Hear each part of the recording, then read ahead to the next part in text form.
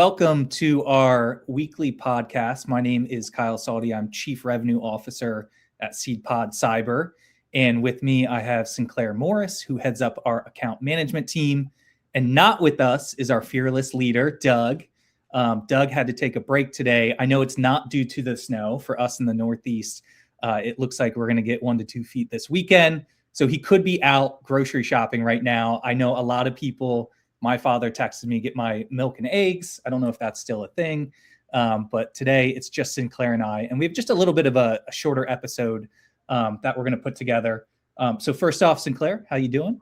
Good. The weather is beautiful here in Florida. I hate to say it. Oh, we've had a really nice week. But no, doing great. Every time I talk to Sinclaire, I think of the movie Cool Runnings, where it's like if you come up north and you don't have the right clothes and you're running into a store and like buying all the clothes, that's what I go through. If you don't know what I'm talking about, go watch the movie. But we have a really good podcast today, and we really want to hit on 2 topics.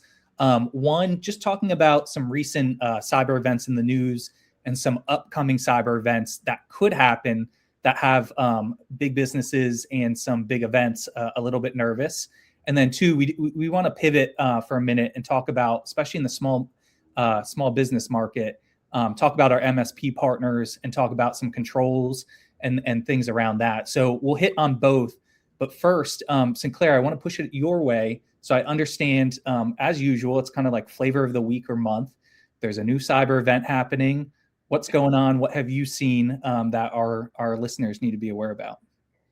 Yeah. I definitely have been drawn to this Oracle health data breach that looks like it happened in like early January, very late December. And, you know, the actual breach, which now has impacted over 80 hospitals, millions of records are exposed, of course, involving like PHI because it's Oracle. So we're talking hospital systems, healthcare providers were impacted by it. And it was because of legacy servers not being migrated to the Oracle cloud. And so threat actors were actually using stolen credentials to access the data on that server and obviously exfiltrate it. So now we're seeing tons of class action lawsuits alleging obviously negligence. And then also there were delayed notifications that went out regarding the PHI data that had been breached. Which, as we all know, with sensitive data is very important with regulating parties. So it seems like it's been a bit of a mess over there at the moment. Not sure why there would have been delayed notifications about the ransomware and extortion demands as it pertains to the stolen data. But it's interesting to see like real life incidents play out and like when we talk about looking at cyber insurance policies and what you're really buying into. Of course, the limits of coverage matter. Kyle, you talk about this all the time. It's the policy language, right? We want to look for broad language. We don't want narrowing definitions. And you're buying into the expertise of that carrier and the parties that they work with for incident response, for, PR, legal, all of these things. So especially in regulated industries, it's just so important to look at those things. Yeah, you also, by the way, mentioned something that I thought was interesting, delayed notification. And that's interesting. And I do, behind the scenes, I see that happen every so often. So just in case our audience is unaware, typically if you're an organization, you have a data breach of confidential information, you're required by 50 different state notification laws and possibly international laws to notify that, hey, we had a breach of your data. And then typically there's credit or identity monitoring. Some of the reasons I've seen behind that could just be one, there's still actually, it can take a long time to figure out how much data was breached. And they're trying to kind of capture it all and then notify. And then 2, I know it's difficult to find kind of the location or maybe address or email address of an individual contact, and they're trying to notify that way. So I've definitely seen things like that. And then we see notification fatigue. Sinclaire, I'm curious, did you receive a notification on this yourself? No. Well, no. If you did, would it be like the 50th one you've received over the last couple of years? I mean, no, knock on some sort of Please. Sinclair lives shadow life. She lives off the grid, so she doesn't Um, get much. but no, I could definitely see that. I mean, even just with like other types of notifications that I receive, like unclaimed property or just, Yeah, yeah. you know, in general, we live in a world of like content fatigue, I think. So, I so agree with you. It's funny. I feel like at this point, maybe once or twice a year, I'll get a letter in the mail of some kind of data breach. And I think it's safe to assume that a lot of your confidential information is just out there. The best thing you can do is freeze your credit. If you freeze your credit, you don't even really need monitoring. The only way someone could open something is if they have your unique ID number or password with the credit union. So I fall in that bucket of notification fatigue. I kind of look at it, I say, okay, and I throw it out. And, I do keep an eye on my credit just to make sure it wasn't reopened, but it's really difficult to reopen it once it's frozen. But I think that's a good example, what you gave us, to kind of talk a little bit about what's coming and some of the concerns, which I want to get your thoughts on. So there's two big events this year. And one is the Winter Olympics coming up, I think in February. I believe they're in Italy. And then this summer is the World Cup, the Soccer World Cup, which is in the US. And the story that you just shared, Sinclaire, had me thinking about, cyber events, cyber attacks are a huge concern for these events. They really haven't happened yet. But, what if the broadcasting gets shut down during the Winter Olympics? I actually have a friend who is an engineer who's doing work at MetLife right now, and they're working on a backup power grid with the assumption that if there was a cyber attack and MetLife goes down during a soccer game, they'll be able to flip a switch and there's no delay. And it's kind of like they'll have centralized broadcasting rights and power on a different grid. So just on that topic, I mean, what's your thoughts? I know this is more bigger scale. It hasn't happened yet, but like when you hear that, Sinclaire, what do you think, knowing that we live in the cyber world? I mean, honestly, it's not even something I ever thought about prior to this conversation. But it does make sense, right? It's like a global conglomerate. You've got tons of data on athletes, political figures, all kinds of information. I mean, I would assume even biometric data, passport information. So I would assume it's like would be a high risk time. What would be in it for a threat actor to do something like that where they cut the power and now we have to rely on a backup source? Like, what's the end game there? I swear we didn't rehearse this. I have an answer for you on that. Okay. So it's funny. This is where, when we think about threat actors, bad actors, there's different groups of them. And there's kind of the nation state hacking, which that would just be like, let's pick on North Korea. Let's say North Korea is against the Winter Olympics and they just want to shut it down. There's the financial gang, which those are kind of the gangs that it's almost like the old mafia, but they're obviously sitting in other nations. And they're just in it for the money. They would not be looking to do something like this because they don't want too much heat on them. They just want to go do their ransomware attacks on a daily basis to businesses. And then there's hacktivism. I can't even say it. And those are the folks that would target an event like this, in my opinion. And that could be, maybe they are against, it's in Italy. Maybe there's something going on with the Italian nation. They're against that. Maybe they're against something that the Winter Olympics is doing. If this was if you think about the World Cup and, politics aside, things going on with like Greenland, maybe they shut down access to the World Cup because they're protesting against that. So I think that's where you almost have to switch your mind when you're thinking about these different cyber threats and Sinclaire, you nailed it. Like why would they do this? Well, I think as you switch the bucket of threat actors, that kind of, is where you think about why this might be happening. I do have an additional question that kind of ties into this, but there's just one other thing I wanted to mention, kind of on this bigger scale topic. So behind the scenes, insurance carriers are really scared about a massive systemic attack or like a massive cyber event that brings down, you could think of it as cyber war, that sort of thing. And anytime you get into war, it could cripple an insurance environment because, insurance companies can only dictate so much loss before markets close, and it's just unfundable. And there was a really good article I was reading about talking about experts in this area saying that a cyber bomb, which you could think of as like the equivalent of like a nuclear bomb, there's actually not as much concern as what companies are kind of scheduling for. And the thinking is that when we have hurricane events that have big losses, 15 billion, that sort of thing, property insurance companies can actually survive that. Some might go out of business, but you see it all the time. They cover these type of losses and they're able to continue. And it was talking about how for a big cyber bomb to happen, you also need that physical element. And there's a much less likelihood of that. And when they say physical element, I think that's like a physical bomb, troops on the ground, that sort of thing. So again, it kind of goes towards that big conversation we were just talking about with a bigger event, like bringing down the Olympics or access to the World Cup. But the other thing I wanted to pivot and talk about, which I want to get your opinion, Sinclaire. So you were talking about kind of controls, and it brought me back to thinking about managed service providers, small businesses.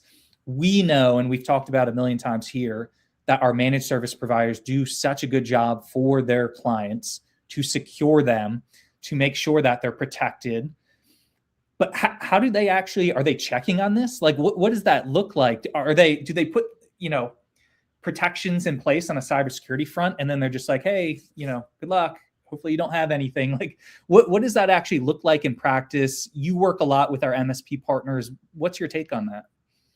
Yeah, so I think there's a lot of ways that MSPs work with their clients to stay in touch and make sure that the deployments they've put in place are still being enabled. They're not being bypassed. They're being used. Security awareness training tests are being taken regularly, being documented. So although MSPs, everyone's different. I'm sure most of the ones we work with are having quarterly touch bases where they do business reviews, and I'm sure penetration testing, vulnerability scanning, there are lots of tools in the MSP toolkit, right? I don't know if that is like a standard of doing business, especially as it pertains to looking at like compliance with your cyber insurance policy throughout the term. Obviously, at the time of renewal, you've got your SMBs bringing renewal applications that are very technical in nature to the MSP to complete. And at that moment, yes, all of those items may be true.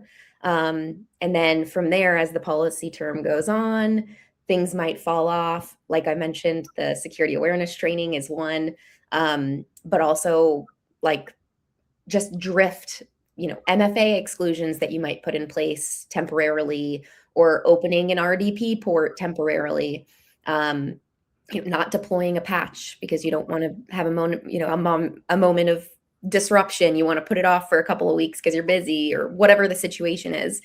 And as I see it right now, I don't know if that's something MSPs are doing on a regular cadence for the insurance requirements specifically. And so a lot of times we do see drift happening, which would, depending on what it is, invalidate the insurance. It would make your attestation no longer true. So it is a concern. And I know SeedPod, we're working on some exciting things to kind of revolutionize how MSPs are able to verify that information to ensure compliance throughout the full policy term, and kind of prevent that drift. Yeah. I also think I always say, so, us at SeedPod, we're tech agnostic, but we're not tech ignorant, which means we have partnerships, whether that's through MSPs or even companies that work with MSPs to deploy really good technology. And I was actually just thinking about, we won't name names, but yesterday, Sinclaire, you were part of that conversation. We met with a large healthcare client that works with one of our partners that does a great job of taking a technology that we think is fantastic and deploying it across basically all the endpoints and doing a lot of other things to really lock down this environment. And this is a client that they had a loss 2 or 3 years ago. prior to having this in place. And it's such a great story. They've done all the right things since that. They've invested correctly from our view. And this is the underwriting view. They've really protected themselves on the go forward. And I think that goes into that conversation of, that the monitoring and things like that. And actually on that point, Sinclaire, with the monitoring, what is kind of like continual monitoring? What kind of product would that be? And what does that look like? So typically that's something I would assume would be handled by like an MSSP, so managed security service provider. MDR solutions might offer, we've got SOC with 24/7 monitoring, those kinds of things. Obviously, that's not going to cover everything. Yeah. But for the more technical items that you're being asked about on a cyber insurance policy, I think those would probably cover that monitoring. And as you know, Kyle, as we see the threat landscape evolve, we're seeing carriers starting to offer and tie these monitoring services to their products, in an effort to protect themselves from drift and from loss. But yeah, we'll see what 2026 brings in terms of requirements, because we're definitely seeing that increase on the carrier side. I'm glad you mentioned MXDR or EDR. Those are, and this is, putting my underwriting hat on from an insurance carrier perspective. To me, they're some of the most important protections you can put into place. The best way I've ever had a ransomware event or a big cyber event explained to me is you kind of break it up. If a client's trying to protect themselves, you have email security, kind of external security. Then you have internal security, and then you have backups and recovery. And it's almost, if you think about like a threat actor saying like, okay, how do I infiltrate from an external source? That's kind of that first layer. Then if I am in, what's the internal security to try and keep that threat actor out? And then if that fails, what are the backup and recoveries look like so that they are not just sitting on their hands at the demand of the threat actor? And when you look at the internal security, for me, like EDR and then MXDR, which is a better solution, is really covering you in that internal security piece. And I almost like to think of it as like, so let's say you have, we'll just say a small amount, but let's say you have like 1,000 endpoints. You have the tool, basically, it's almost like a bodyguard is at every endpoint and has a walkie-talkie, and then is kind of messaging back to a circle, like in the middle, like security system. And they're like, hey, everything's good. Oh, hey, no, we've had, there's something going on here. And then in real time, that like managed security center is kind of pushing out and saying like, this is an issue. We need to jump on it. We know what to do, whether that's a 0-day vulnerability or things like that. So that's how I like to picture it. And while it's a more expensive implementation, it definitely gets you to closer to best in class protection, in my opinion. So do you generally agree with that? Yeah, I do. And I do think coming down the line, that will be something that carriers are putting more weight in when they're rating risk, because, we talk about AI a lot, but it certainly has made incidents evolve a lot more rapidly. A threat actor can get in and move laterally very quickly. And these kinds of solutions are the ones that stop it in its tracks, or at least notify you so you can do something about it more quickly. Yep, absolutely. Good stuff. So believe it or not, we're at time. So as always, Sinclaire, lovely to talk to you. I appreciate everything you bring to this. Any last parting thoughts for MSPs, cyber folks out there, anyone that's listening? Any parting thoughts? No, just thanks for joining us. And I think, some good discussions. We'll see what the rest of the month brings us. We're already pretty late in January, so hopefully not too many bad attacks, right? No, less attacks, more protection. Yeah.